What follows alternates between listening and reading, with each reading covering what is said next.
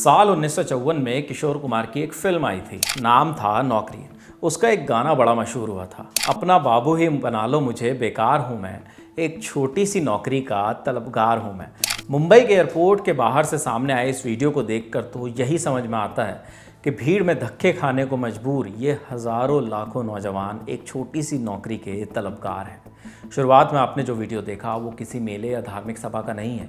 ये वीडियो सपनों के शहर मुंबई का है। गुजरात के बाद मुंबई से भी नौकरी के लिए जद्दोजहद करते युवाओं की ऐसी ही तस्वीरें सामने आई हैं। दरअसल हज़ारों लोगों की भीड़ एयरपोर्ट में नौकरी के लिए इकट्ठा हुई। एआई एयरपोर्ट सर्विसेज लिमिटेड ने करीब 1800 लोगों के लिए वैकेंसी निकाली थी। ये नौकरी 3 साल के कॉन्ट्रैक्ट पर मिलनी थी, ऐसा भी बताया जा रहा है, जिसकी तनख्वाह 22,530 रुपये प्रति माह रखी गई।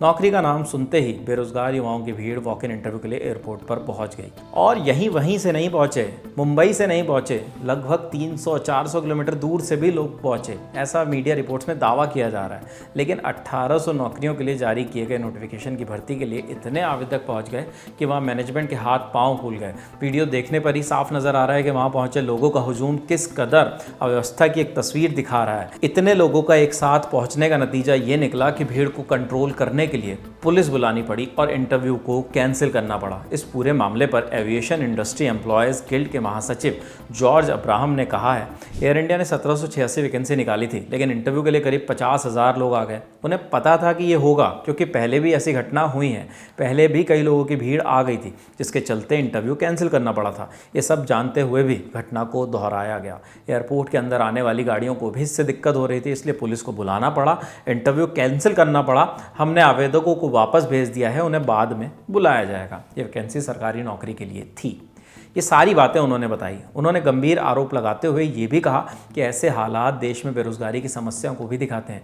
ये नौकरी सिर्फ कॉन्ट्रैक्ट बेसिस पर थी, तब भी ऐसा आलम नज़र आया। उन्होंने कहा सैलरी बहुत अच्छी नहीं है, ऐसी नौकरी के लिए हज़ारों लोग आ गए। इतनी छोटी सी जगह में इतने लोग इकट्ठा हो गए थे, कोई अनहोनी भी हो सकती थी, भगदड़ मच सकती थी। एयरपोर्ट एक सेंसिटिव एरिया होता है, हमने मैनेजमेंट को पहले ही चेताया भी था। हालांकि दूसरी तरफ एआई एयरपोर्ट सर्विसेज लिमिटेड के सीईओ राम बाबू चिंतल चेरुबू का कहना है कि इसके लिए सिर्फ 15,000 लोगों ने ही आवेदन दिया था।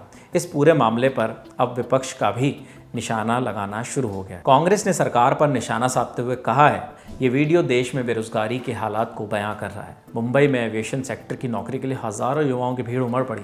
ऐसा ही नज़ारा कुछ दिन पहले गुजरात में भी देखने को मिला था। लेकिन नरेंद्र मोदी खुलेआम झूठ बोलते हैं कि पिछले 4-5 साल में रिकॉर्ड तोड़ रोजगार दिया गया है। आपको ये भी बता दें, ये कोई नई तस्वीर नहीं है। अभी चंद रोज़ पहले ही तो ऐसा ही एक मामला गुजरात से भी सामने आया था, जहाँ एक कंपनी के नए प्लांट के लिए महज 20-25 पदों के लिए नौकरी निकाली गई और हज़ारों लोग वहाँ पहुँच गए, जिसके चलते वहाँ बाहर लगी एक रेलिंग टूट गई और एक बड़ा हादसा होते होते बचा था।